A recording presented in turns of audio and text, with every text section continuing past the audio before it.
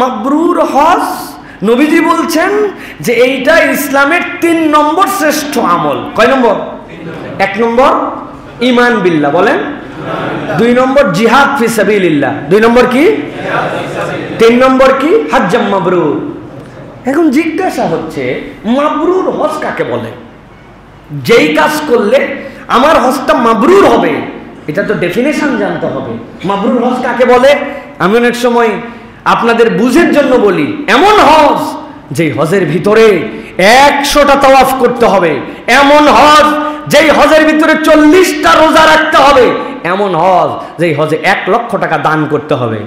আপনার হজের সফরের মেয়াদ হচ্ছে 17 দিন, 40 রোজা কেমনে রাখবেন ভাই? হ্যাঁ, তাওয়াফ একবার করলে 6.7 কিলোমিটার ঘোরা লাগে। আপনি 100 তাওয়াফ 700 কিলোমিটার কেমনে ঘুরবেন? তাহলে মানে বোঝা যায় এইগুলো হজ মাবরুরের শর্ত নয়। ইমাম নববী রাহমাতুল্লাহি আলাইহি বলছেন হজ মাবরুর কাকে বলে? হুয়াল্লাযী লা ইয়ারতাকিবু সাহিবুহু ফীহি মাসিয়াহ, যেই হজের সফরে হাজির জীবনে হজটা গুনাহ মুক্ত, ওইটাই হচ্ছে হজ মাবরুর। হযরতে রাসূল আকরাম সাল্লাল্লাহু আলাইহি ওয়াসাল্লাম বলছেন, মান হাজ্জা ফালাম ইয়ারফুস ওয়া লাম ইয়াফসুক রাজা কায়াউমিন ওয়ালাদাতহু উম্মুহু, যে হজ করলো তার মধ্যে ফিস্ক করলো না, আল্লাহর প্রকাশ্য ইবাদতটা করলো না, কোনো গুনাহ করলো না, সে যেন সদ্য ভূমিষ্ঠ সন্তানের মতো প্রত্যাবর্তন করলো। তার মানে এটাই হজ্জে মাবরুর। কিন্তু নবী করিম সাল্লাল্লাহু আলাইহি ওয়াসাল্লাম বলছেন হজ্জে মাবরুরের বুঝটা তোমরা ভালো করে বুঝে নাও। যেই হজের মধ্যে 100 উমরা, 100 তাওয়াফ, 1 লক্ষ টাকা দান, অনেকগুলি রোজা, 5-7 খতম কোরআন শরীফ, এইগুলো হয়তো তুমি কিছুই করতে পারবে না, কিন্তু আমি নবী তোমাদের জন্য সহজ করে দিলাম।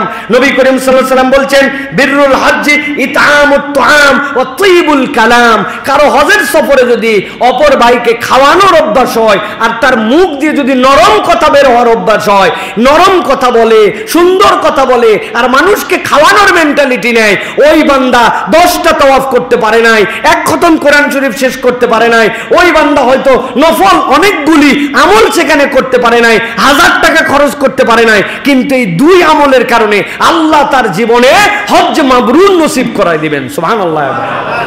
সম্মানিত আল্লাহর ঘরের মেহমানরা, অথবা যারা আমরা যাব গিয়ে পৌঁছাইছি, অনেকেই ভাববেন এ আবার কেমন কাজ, মানুষকে খাওয়ানো আর হাসি মুখে কথা বলা, এটা কোনো ব্যাপার হলো নাকি? বিরাট ব্যাপার, বিরাট ব্যাপার।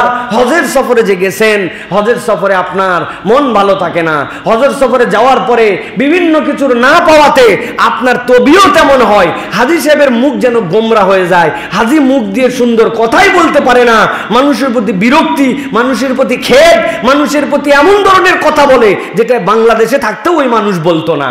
উদাহরণ, একজন লোক তার সাথী হারায় আসছে, একজন লোক তার চাবি খুঁজে পাচ্ছে না, একজন লোক স্বামী স্ত্রী গেছিল, বউটা কেমন করে জানি তার সাতছাড়া হয়ে গেছে, এসে বলছে ভাই আপনার ভাবিকে খুঁজে পাচ্ছি না। পাবেনই না তো, চলাফেরা শিখছেন, নিয়ম কানুন জানেন না কিছু, 2 জন 2 দিকে চলেন, আগেই বলছিলাম এরকম করেন, এই করেন, সেই করেন। ওই লোক তো ঘাবড়াই গেছে, কার কাছে সান্ত্বনা নিতে আইছি, সে তো উল্টা দেখি বিষাক্ত সাপ। প্রত্যেক হাজির তবিয়ত এরকম হয়ে যায়, অথচ কথাটা অন্যরকম হতে পারতো। এই মক্কার মধ্যে আপনার স্ত্রী আছেন, উনি তো বাহিরে চলে যায় নাই, হারালো কেমনে? সাথী ছাড়া হয়েছে ভাই, ইনশাল্লাহ পেয়ে যাবেন। কতকে দেখলাম সাথী ছাড়া হয়েছে, পাইছে, ঘাবড়াইন না তো ভাই।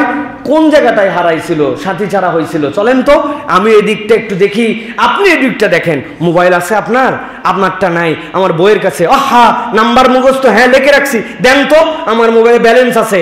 আপনি একটু কল করার জন্য বের করলেন, একটু কাঁধে হাত দিয়ে একটু সান্ত্বনা দিলেন, একটু বললেন ইনশাল্লাহ পেয়ে যাবে। এটাও একটা বলা, ওটাও একটা বলা। হাজি বেশিরভাগ ওইটা বলে, এইটা বলার তবিয়ত তার মেন্টালি থেকে উঠে যায়। অথচ এইটুকু বললে আল্লাহ নবী বলছেন সে তার মাবরুর হজের দিকে আগায় গেল। সুবহানাল্লাহ। খাওয়ানো বাঙালি সহ পুরা হাজিদের তবিয়ত খালি হাত পাতা, যেখানে যা পাবে খালি খালি ধাবড়ায় যায় নেওয়ার জন্য। এক ভ্যানওয়ালা ফল বিক্রি করতেছে 5 রিয়াল, আলা খামসা, আলা খামসা, আলা খামসা। ওর কাছে আছে 2টা কলা, একটা আপেল আর একটা মালটা দিয়ে একটা প্যাকেট বানাইছে, বানায় বিক্রি করতেছে। এখন প্যাকেট শেষ, খোলা মাল, বাকিগুলা প্যাকেটে ভরবে। হাজি চারিদিকে জড়ো হয়ে আছে, 5 রিয়াল করে কিনবে। ওই লোক বলছে সবর করো তোমরা, আমি একটু কিস নিয়ে আসি। কিস মানে পলিথিন। পলিথিন নিতে গেছে, এদিকে কোন একজন হাজি আছে পাশে বলে দিছে সাবিল সাবিল সাবিল।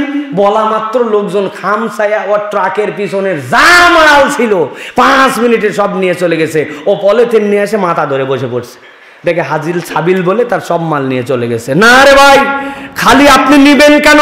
নবীজি বলছেন ইতাম তাম, একটা খেজুর আছে অর্ধেক করে ডানের জনকে দিবেন, বামের জনকে দিবেন। 1 গ্লাস জমজমের পানি খেয়ে আসছেন, সাথে 2 গ্লাস পানি নিয়ে আসছেন। হাজি সাহেব আপনি একটু খান। একসাথে খেতে বসে লেজের ভাগটা দেখছে ওর পেটে পড়ছে, আমার কাছে পেটির ভাগ। ওই বেচারি মাছই খেতে পারে না, তার মধ্যে লেজ সবচেয়ে কাঁটা।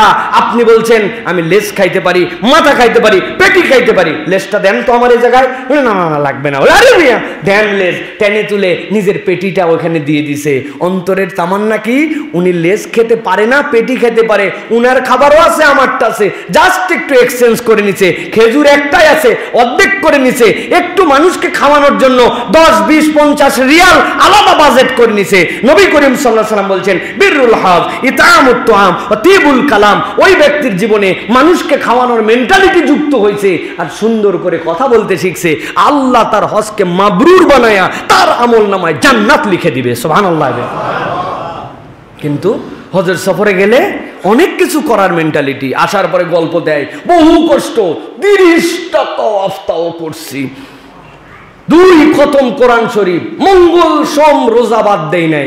কিন্তু ওই লোকটা ভিজা গামছা নিয়ে এসে খেয়াল করে নাই, চাপাচাপি বেড বাথরুমতে বেড়ে উনার পাশেই বিছনায় ছিল, বিছনার মধ্যে গামছাটা ভিজা রেখে দিয়ে বেচারি লুঙ্গি টুঙ্গি পড়ছে। এই ফাঁকে গামছার ভিজাতে উনার চাদরটা একটু ভিজে গেছে। বেচারি আইসে, চেনেন হুঁশ আছে? হুঁশ আছে? হজে আসার সময় তো হুঁশ বাড়িতে রেখে আসছেন। বাপরে পিকআপ! হজের সফর বলে কিছু বললাম না, চিনেন না তো আমাকে, চিনার কথাও না। দেশে যে আমার কি অবস্থা না রে বাপ! উনি আমিত্ব বিসর্জন দিতে যায় নাই, আমিত্বের ভাবটা ভিন্ন রূপে দেখাতে গেছে। আপনার এই হজ রুম পার হয় না, মক্কা পার হতে অনেক দেরি আছে। পরিবর্তন হতে হবে প্রিয় ভাইরা। এই জন্য কোন হজটা আমার আমিত্ব বিসর্জনের, মাবরুর হজের, এইটা আপনাকে ফিল থেকে নিতে হবে। আল্লাহ আমাদেরকে একটা মাবরুর হজ আদায় করার তৌফিক দান করেন।